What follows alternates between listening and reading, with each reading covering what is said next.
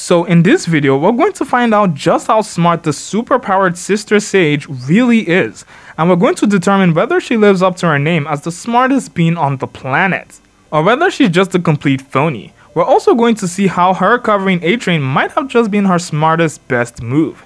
So grab your popcorn cause we are going deep, people. The Boys season 4 finally ended on the 18th of July, and will I call it the best season finale yet?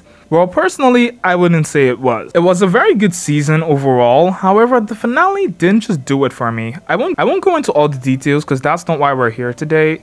No, we have another task for today. You see, the season finale definitely had a lot of shockers, but probably one of the most shocking scenes was the scene where we find out Sage is literally God's eye. I mean, she planned and accounted for literally every step and misstep that occurred within this season. It was insane. I have not seen that much accuracy in any plan since the anime Death Note, and even with Death Note being an anime, the credibility of it all being possible, that level of foresight, was shaky at best. People didn't believe it for the most part, and they were quick to call it out on its BS. The same thing could be said for Sage this season. Some fans online have been saying Sister Sage is nothing but another smart character parlor trick that was written by dumb writers. But most importantly, some fans are just pissed that Sage accounted for every beat down to the last detail. It's made many fans online question her credibility. It's the typical situation where people don't believe you're smart just because you happen to be omniscient. So today we're going to try and do something bonkers. We're going to try and justify Sage.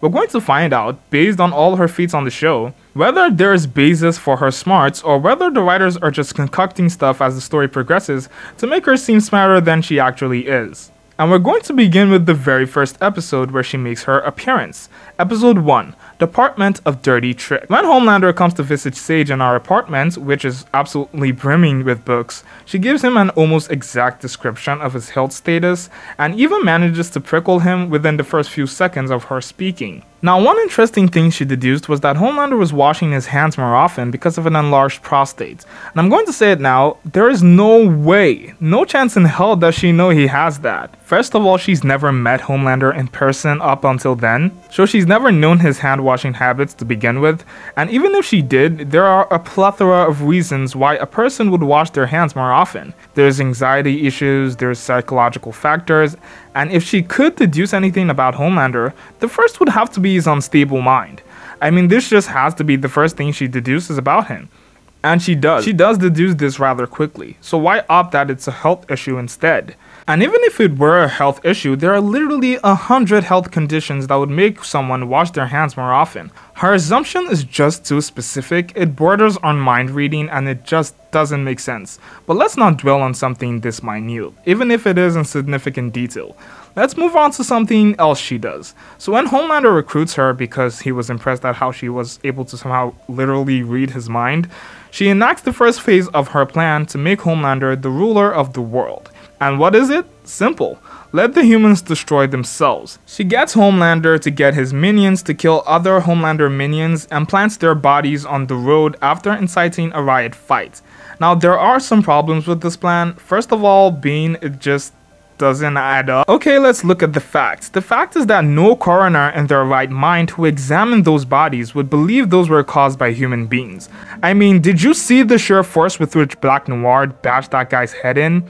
His skull literally turned into butter, and the way they were just lying there beside one another so conveniently, like it was just fishy as hell, you don't need Sherlock Holmes to tell you it was fishy. There is no way in hell the police or CIA or anyone else involved in that investigation would believe it was caused by anyone other than Soups, which would even pose more problems from Homelander and Sage and would be counterproductive. I mean, VNN can't be the only operating news network in the United States of the Boys universe.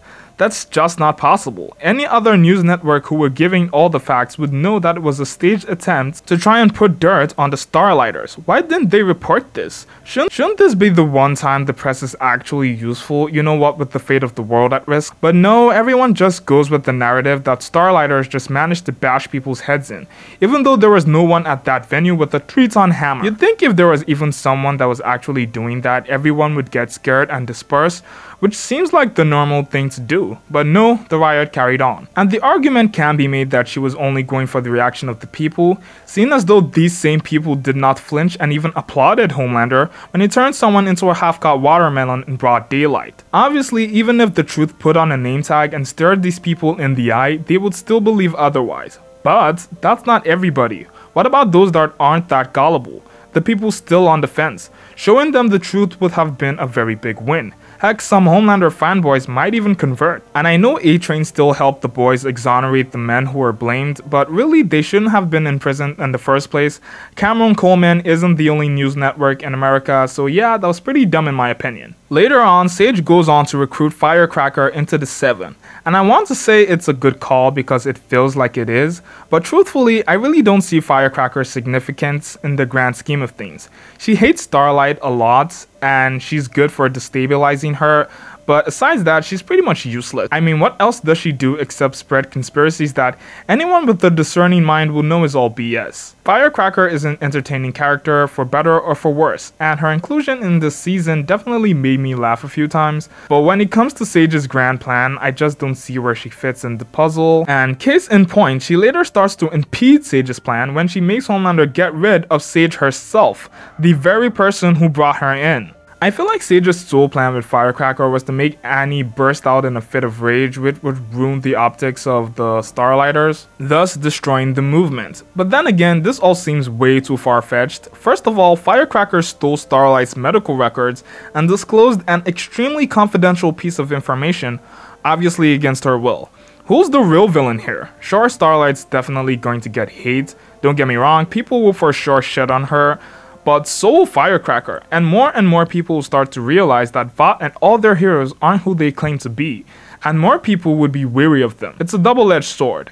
And let's just assume that Starlight doesn't attack Firecracker after that, you'd be surprised how many people would rally behind her after that. It's just as I said before, people in real life aren't as dumb as the show depicts them to be. And if Firecracker does reveal Starlight's abortion on national TV, and this is assuming she doesn't retaliate, less people would definitely be on the Homelander bandwagon. So yeah, I'd give Sage points for predicting the outcome of the events, but it seems she didn't quite take all the variables into account. Now we move on to episode 6, Dirty Business, where Sage's plan truly begins to get some headway. Her, Homelander, and Newman are in Tech Knight's mansion with a bunch of other very influential, very rich people. And their goal is simple, to receive the support of these people for when they inevitably assassinate Robert Singer and Victoria takes over. Everything goes according to plan until the boys infiltrate the mansion and shoot Sage in the head. And the only reason this plan didn't go to shit was because Newman stepped up in her place and did what needed to be done. Now, I have to give some credit to Sage here. Whether or not she knew the boys would infiltrate the mansion, that sappy pep talk she gave Newman worked, because it was what gave Newman the courage to speak in Sage's place while she was stuffing chocolate in her face like she was a 4-year-old. Sage was out of commission because of A-Train, who by now was acting as an informant for the boys. In episode 7, Sage says she always knew A-Train was the leak, which was quite frankly obvious. I mean, if she was even remotely smart, she would have definitely figured that one out. A-Train was the one who gave the boys information about the meeting, so indirectly, he's responsible for Sage turning into a num-num when she was needed most. That was presumably bad for Sage. Presumably. And I use that word for a reason, which I'm going to disclose in a bit.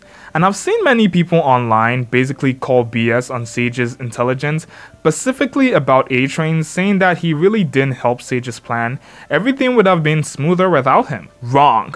Now, while Sage might not be the paragon of wisdom the show paints her out to be, she definitely deserves accolades. A-Train was probably her best move yet. She said it herself, he was the perfect misinformation delivery system. And for those who are wondering how, well, buckle up because this is about to get interesting. You see, Sage could already sense the inner conflict within A-Train. I mean, for someone that could tell Homelander was already aging just by glancing at him, this shouldn't come as a surprise. She used this knowledge to her utmost advantage. Sure, A-Train did some things off script, but I think she knew that none of those would significantly affect the plan. A-Train exonerating those men or even sabotaging her in Tech Knight's mansion, or even saving MM, none of those things had that much of a negative impact on the overall plan. And what was her plan? Her plan was to destabilize the US government and place Homelander as the de facto leader of the Free States.